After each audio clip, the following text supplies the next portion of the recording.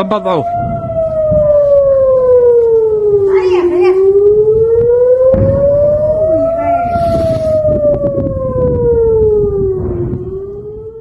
Assalamualaikum warahmatullahi wabarakatuh. Kami dari kelompok 4 ingin membawakan materi ketahanan nasional bela negara.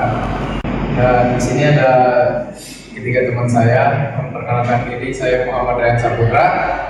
Saya Nanda Yudhistira ya. Nama saya Muhammad Prasetya. Nama saya Putri.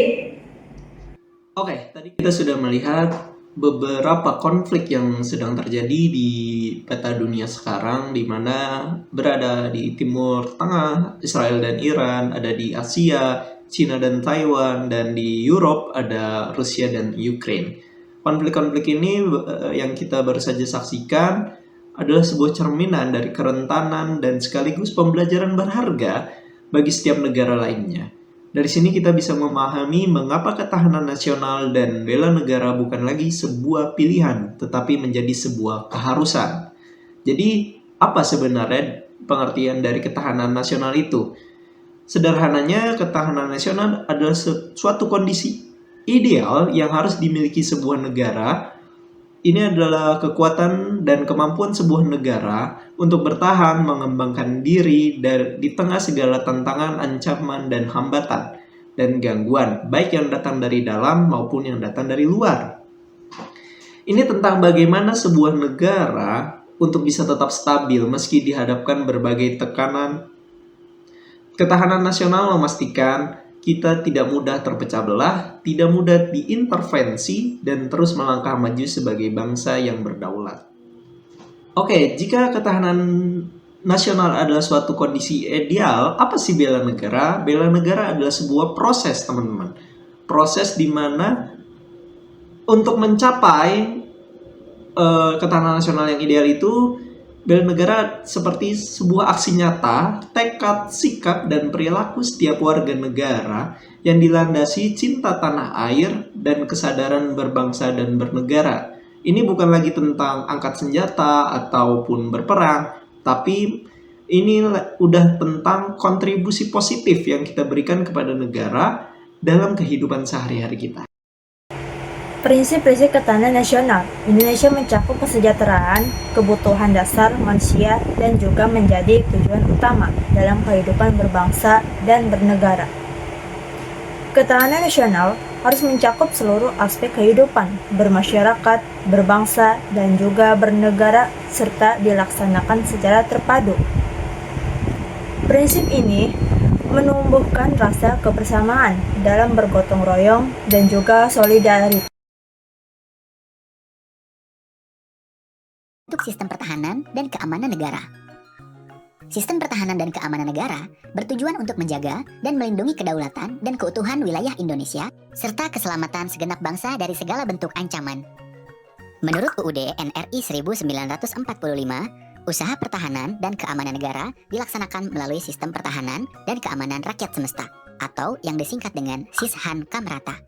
Sishan Kamrata memiliki 3 ciri, yaitu kerakyatan, kesemestaan, dan kewilayahan. Kerakyatan artinya orientasi pertahanan dan keamanan dijalankan oleh dan untuk kepentingan seluruh rakyat.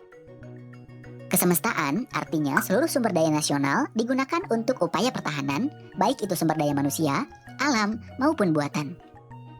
Kewilayahan artinya kekuatan pertahanan dilaksanakan secara menyebar di seluruh wilayah Indonesia, sesuai dengan kondisi geografisnya sebagai satu kesatuan pertahanan.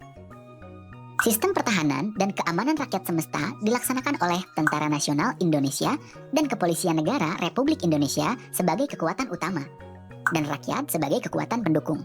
Lalu, apa peran dan tugas dari TNI dan Polri sebagai kekuatan utama dalam sistem pertahanan dan keamanan Indonesia? Tentara Nasional Indonesia merupakan alat negara yang berperan dalam pertahanan negara, sedangkan Kepolisian Negara Republik Indonesia merupakan alat negara yang berperan dalam pemeliharaan keamanan. Tentara Nasional Indonesia terdiri atas Angkatan Darat, Angkatan Laut, dan Angkatan Udara. TNI bertugas untuk mempertahankan kedaulatan negara dan keutuhan wilayah Indonesia, serta melindungi kehormatan dan keselamatan bangsa. TNI melakukan tugasnya dengan menjalankan operasi militer untuk perang dan selain perang. Apa itu operasi militer selain perang? Contoh operasi militer selain perang adalah TNI membantu menanggulangi dampak bencana alam, mengamankan wilayah perbatasan, mengatasi gerakan separatis, pemberontakan bersenjata, dan aksi terorisme. Membantu dalam pengamanan pelayaran dan penerbangan dari ancaman pembajakan, perompakan, dan penyelundupan sampai melaksanakan tugas perdamaian dunia. Sementara itu, Kepolisian Negara Republik Indonesia bertugas untuk memelihara keamanan dan ketertiban masyarakat, menegakkan hukum, serta memberikan perlindungan, pengayoman, dan pelayanan kepada masyarakat. Lalu, bagaimana dengan kita sebagai rakyat Indonesia? Apakah menjaga pertahanan dan keamanan negara adalah tugas dari TNI dan Polri saja? Tentu saja tidak ya. Seperti dijelaskan di awal, sistem pertahanan dan keamanan negara adalah tanggung jawab bersama di mana rakyat berperan sebagai kekuatan pendukung. Artinya, setiap rakyat Indonesia berhak dan wajib ikut serta dalam upaya pertahanan dan keamanan negara. Sistem pertahanan dan keamanan negara akan semakin kuat jika setiap rakyat memiliki kesadaran bela negara. Kesadaran bela negara adalah kesediaan untuk berbakti dan berkorban demi membela negara. Apa yang bisa kita lakukan?